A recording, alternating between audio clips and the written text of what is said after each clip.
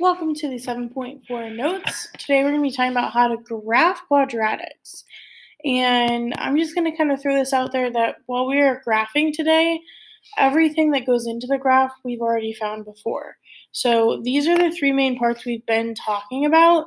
In fact, you've seen these things at least 3 times now. Over here, we have the vertex. This is the middle point of the parabola. And it has the equation negative b over 2a, or the formula negative b over 2a. And then what you do is you figure out what that value is, that goes in for x, and you plug it into the equation to find y. So this number comes from plugging this one into the equation. For the y-intercept, a y-intercept is always where x equals 0, so you just plug in 0 for x the same way that you plugged in this number for x.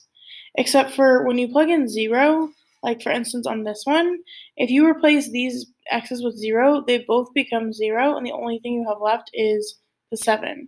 So it's always just going to be the last number in the equation. And then you have your zeros or x-intercepts.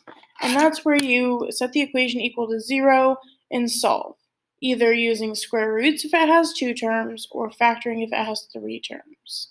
So if you're really struggling with any of these 3 things, the vertex and the y-intercept are both in 7.1 and 7.2. So go back to those 2 lessons if you need help with them. The zeros we only talked about in 7.3. All I'm really teaching you that's new today is how to put it all on the actual graph. All right, let's do some examples. So for the first example, we have x squared plus 8x plus 7. The vertex, remember, is going to be negative b over 2a. B is the number in the middle of the equation, so that's 8. But because of the negative in the formula, it becomes negative 8. If this was already negative 8, this would become positive 8. And then on the bottom we have 2 times a, which is the number in front of x squared. It's one of those invisible ones. So negative 8 divided by 2 is negative 4. And then you're going to take that number and plug it in using your handy-dandy calculator. Now, I would not recommend writing this down every time, but you're taking negative 4 and you're going to plug it in for x. Sorry, I hit the wrong button. Okay, and when I type in that negative 4, I am using this negative button, not this one. So use this one for a negative, and this one if you're subtracting. Plus 8 times negative 4 plus 7. So basically, I'm typing this in, but anytime I get to an x, I put parentheses negative 4 like this. And the squared button, by the way, guys, is the one next to 7 and up one. That one right there. Okay? And then I hit enter, and it tells me that it's negative 9. And I'm going to go put that on my graph really quick. So negative 4, negative 9 means you go to where x is negative 4, so left 4, and y is negative 9, so that's actually down 9.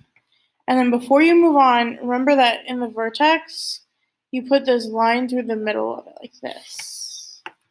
Okay, and I'll zoom in a little bit, but it's going to be easier for you to count it on your own than to try and zoom in enough on mine to read it. Negative 4 down to negative 9. Draw a line through the middle. All right, now it's time for the zeros. So for the zeros, the first step is to set the equation equal to 0. That means you replace this side with 0.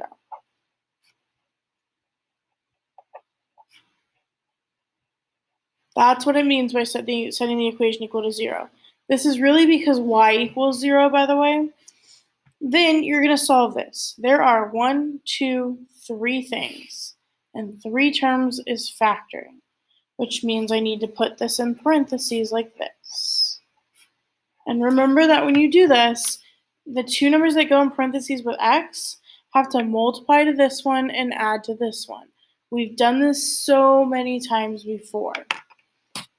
And then those 2 numbers, we need it to multiply to 7. Well, there's only one thing that multiplies to 7. 1 and 7. And they're both positive because that already adds up to 8.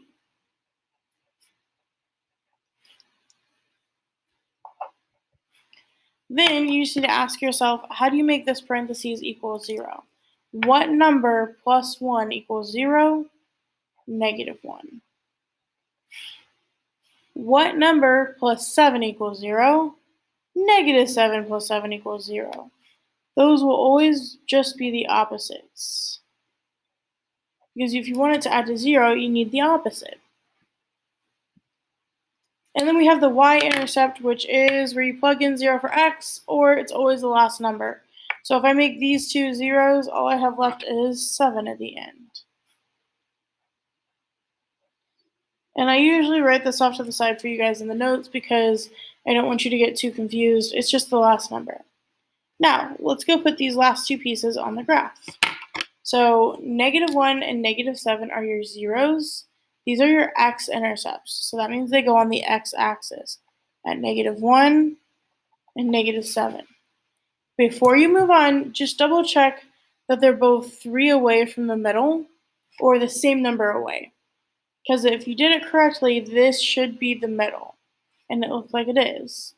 Then you have a y-intercept at 7. That's all the way up here. And whenever you put your y-intercept there, you can flip it across. So it looks like it's 4 units away right now. So we're going to go 4 units on the other side. 1, 2, 3, 4. Like that. And then you just draw your parabola or your U shape through these points. Like that. And you're done.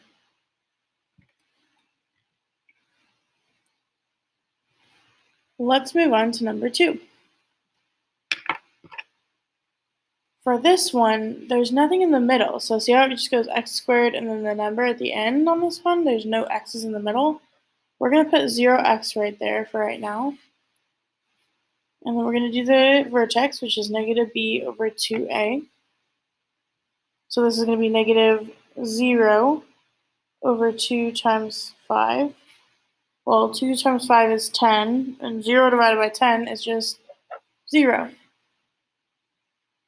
And then this part is going to be where we have to change our graph just a little bit, because if I plug in 0 for x, 5 times 0 squared is 0, and then you just have the -80 at the end. Or I can show you how to do that in here too, but whenever you're plugging in 0, it's not usually as difficult. Oops.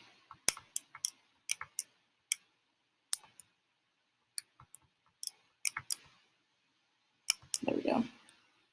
Got a little too fast. There we go.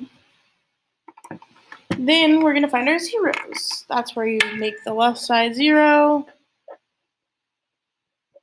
Now, there are only 2 terms in this one. That means we are going to use square roots. When you are using square roots, this is where you solve the equation like normal. So I'm going to add the 80 to the other side.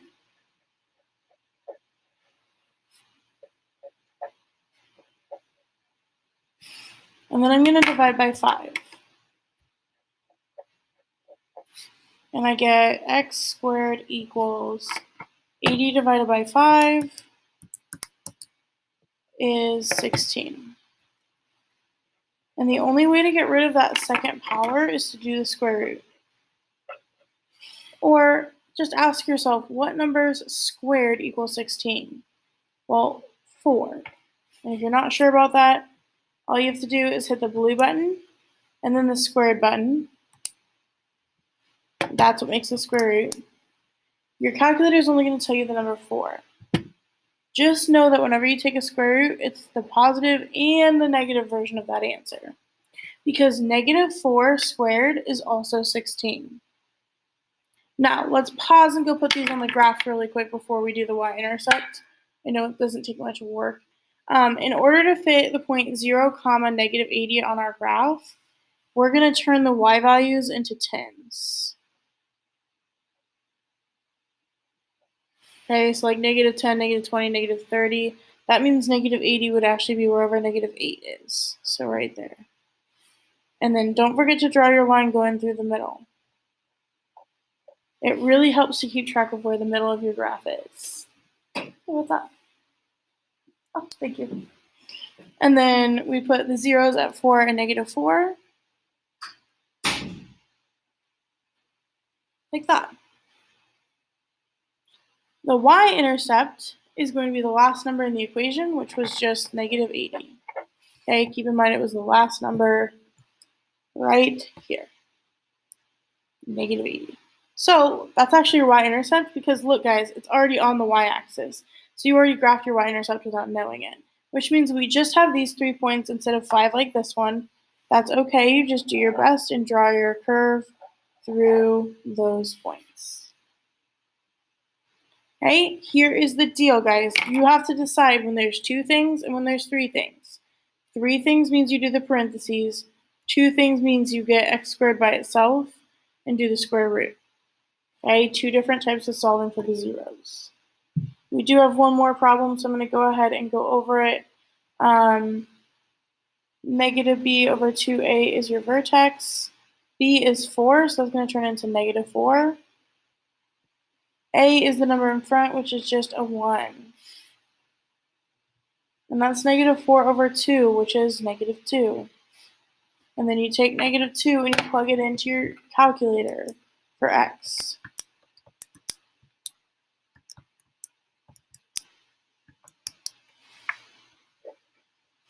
That. And then you find your zeros by making the left side 0. There are 1, 2, 3 things, so we're going to have to factor it like this first one. Keep in mind that the 2 numbers that go with x inside your parentheses have to multiply to this one and add to this one. So what multiplies to negative 5 and adds to 4? Negative 1 and 5. And then your zeros are always going to be the opposites of that. So what number minus 1 is going to give us 0? 1. What number plus 5 is going to give us 0? Negative 5. And then your y-intercept is negative 5. Sorry, yeah, the last number at the top. I should have pointed to the wrong area. Right there. Okay. The vertex. This is going to be negative 2, negative 9. So it's left 2, down 9. Right there. Draw your line down the middle. Zeros are 1 and negative 5. Zeros go on the x-axis at 1 and negative 5. Always take a second to make sure that the line that you put in the middle is actually in the middle. And then your y-intercept is at negative 5. Don't forget that you can flip that across to the other side like that.